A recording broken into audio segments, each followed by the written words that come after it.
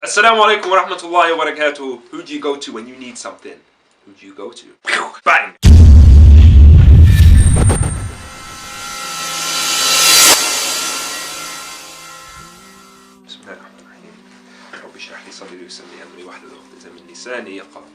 Okay, think to yourself, what do you want the most right now? What do you want the most? And it could be anything. It could be big things from Jannah, Firdaus. It could be little things like a new phone or a new pair of shoes. Think about what you want to do to get there. What do you want to do to get what you want? In this life, what we tend to do is look at the means of getting things. We think, okay, we want a nice job, we have to work hard at school. We want a nice wife, we have to look good ourselves and act good ourselves. What we need to understand is that Allah is the nourisher, the provider, the sustainer of everything in existence. So instead of going through other people to get your things, to get that nice car, to get that nice phone, to get a nice wife, to get a nice house, ask Allah, because Allah will provide for you no matter what. The key to success, the key to getting whatever you desire is dua and patience. And in general, that is all considered as part of tawakkul. Tawakkul in a nutshell is putting your complete and 100% trust in Allah. And this is the key point that we need to get in our heads right now. We need to understand that Allah is the Almighty, the All-Giving. Anything that goes is because of Allah. The fact that I'm here talking to you and moving my hands like this means that Allah wills it to happen. You understand? Little things, the tiniest things, this speck of dust that's floating right now, that is because of Allah. So don't be scared to ask the Almighty. And you're thinking, well, there's so many people in the world, why will God answer me? God knows every little thing you're doing. God knows everything. Allah knows everything. And Allah can see what's in your heart right now. So ask Allah everything you desire. Now at first, you know, it might feel strange and it might feel difficult. But wallahi, listen, in prayer, that is one-to-one communication with Allah. Allah can hear you, Allah can see you, Allah knows what's in your heart. Ask Him for whatever you desire. There's a few ways your dua can be answered. The first one, Allah can give you what you want, exactly how you asked for it. The second, Allah can give you what you want, but not now, maybe later on, because Allah is the all-knowing, and you don't know. And the last is Allah may not give it to you because He might give you something better. If it's not better in this life, He'll give you something better in Jannah, inshallah. And in Jannah, when you see the dua that wasn't answered for you in this life, you'll think, rah, thank God I didn't get it in this life and I got it in Jannah. This is what you're going to be thinking. So don't lose hope, because whatever you ask for, Allah will give it to you in one way or another. And this is the beauty of Islam. This is the beauty of Allah. Allah will always provide.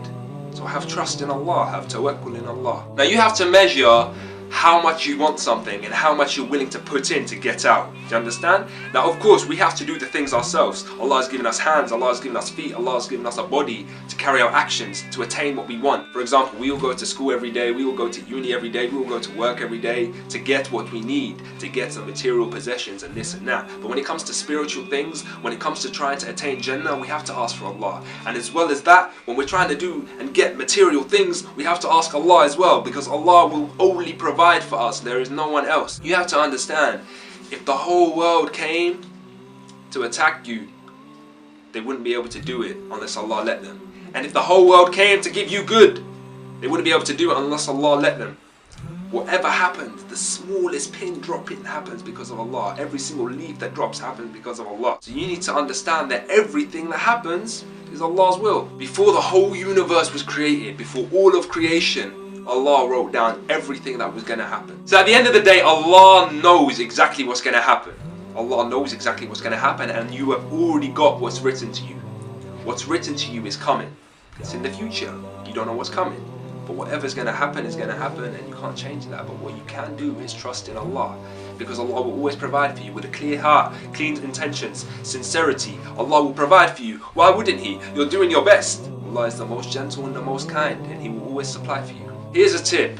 You want something really bad. Assess how much you want it. You want it so bad. You want it really bad. You want it more than anything right now. Get up for night prayer. I'll tell you this now. You have to get up for night prayer when everyone else is sleeping. You need to get up. You need to pray your salah. You need to say the surahs that you know and make the du'as that you need.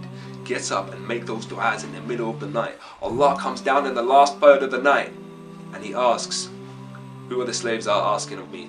I shall provide for them. This is Allah. Ar-Rahman Ar-Rahim. This just goes to show, it's a test on how badly you want something. Because at the end of the day, life is a test. And at the end of the day, you need to prove yourself. I mean, there's people that say, oh, I really want a nice car, I really want a nice house. But what do? They're just chilling at yard. They're not even getting a job, they're not even getting anything. You have to make the effort as well. You can't just sit back and expect Allah to provide for you when Allah has already given you a healthy body and you're not using it. You need to make the most of what Allah has given you right now and leave the rest to Allah. In the Quran, Allah says, A'udhu billahi minash shaitanir rajeem, Inna Allahu yuhibbul mutawakkilin. Indeed, Allah loves those who seek tawakkul, who seek reliance upon Him. Let's go back in time to the story of Ibrahim alayhi salam. Ibrahim alayhi salam had a lot against him. Imagine, the man was a little boy, yeah? And he had the whole village, the whole town, wherever he was living, they were all against him for what he'd done to the idols that they were worshipping. So what did they do? To punish him, what did they do? They got everybody to get firewood. Imagine everyone in the town. Imagine everyone in the town getting firewood. And they made a huge bonfire. Huge, massive thing. You know how hot it was? Imagine you get a bit of heat and you have to step back. This fire was so hot that they were like, bro, we can't even get close enough to throw Ibrahim in it. This is how hot it was. So they made a catapult. Imagine a huge catapult, the size of a man, you know, to put a man in it. And they put Ibrahim in this catapult. And they said, you know what, we're going to launch him into this fire. We're going to launch him into this nar in Arabic. We're going to launch him into this nar. And Ibrahim alayhi salam, what did he do? And no one to help him but Allah. And of course, Ibrahim being the prophet at an early age, he knew Allah is the one and only provider.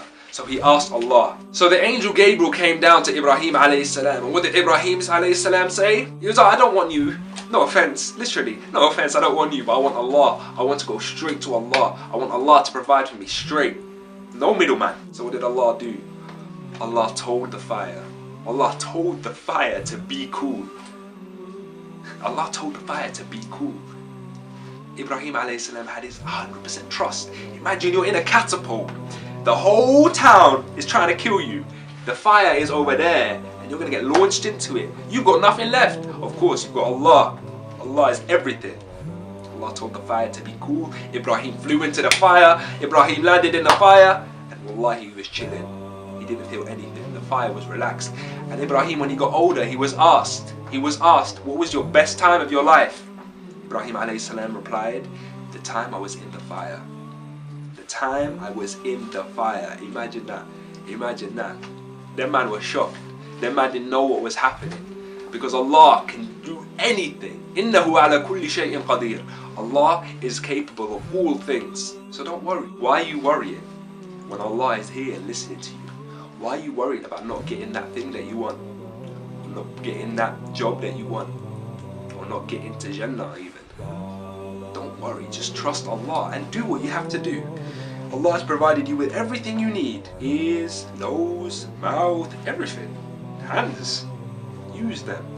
And then, when you've exhausted all the means, you put your trust in Allah. Now you have the choice to make decisions freely. You have the choice to make everything you do freely because Allah has given you free choice. Allah says in the Quran, فَإِذَا عَزَمْتَ فَتَوَكَّلْ عَلَى اللَّهِ. And if you have made your decision, put your trust in Allah. Because at the end of the day, you need to make your decisions with the best intentions. You need to make your decisions cleanly. You need to make the decisions educated decisions. You need to make sure that whatever you're deciding is good for you and is halal. Finally, what I'd like to say is you have to remember one thing. If you're stressed, if you're depressed, remember Allah. If you're stressed and depressed, remember Allah. And over everything, remember your destiny. Remember that you're going to meet Allah one day. Remember you're going to go to Jannah one day, inshallah. So this world is nothing. This world is like, do you know what I mean? Assalamu alaikum.